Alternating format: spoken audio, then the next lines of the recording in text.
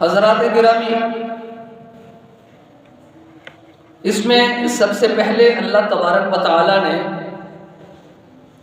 ایک حکم صادر فرمایا ہے اور روئے زمین کے تمام انسانوں کو، اس میں کوئی تخصیص نہیں ہے کسی ایک دو چار قبیلے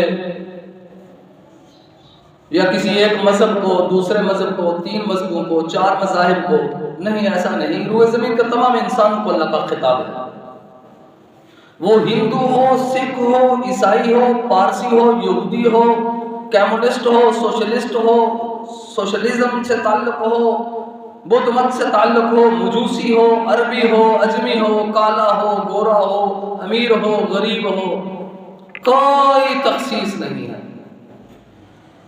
روئے زمین کے تمام انسانوں کو اللہ کا خطاب ہے۔ اس خطاب کو جس نے مان لیا،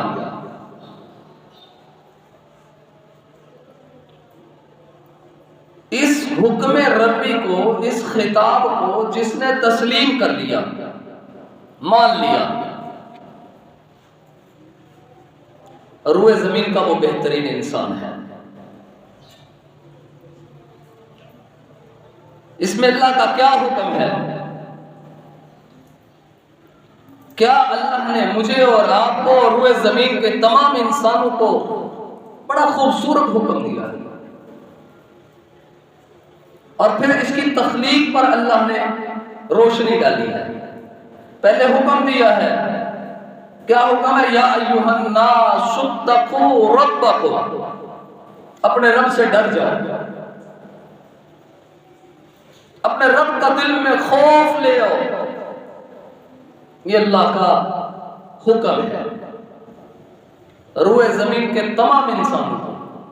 اس میں کوئی اللہ نے تفریق نہیں رکھی ہے۔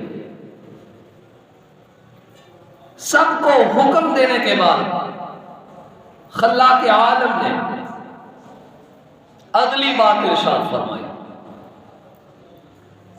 اپنے رب سے ڈر جاؤ۔ کون سا رب؟ الذی، جس نے خلقکم من نفس واحدہ، ایک جان سے تم سب کو پیدا کیا۔ سبحان اللہ۔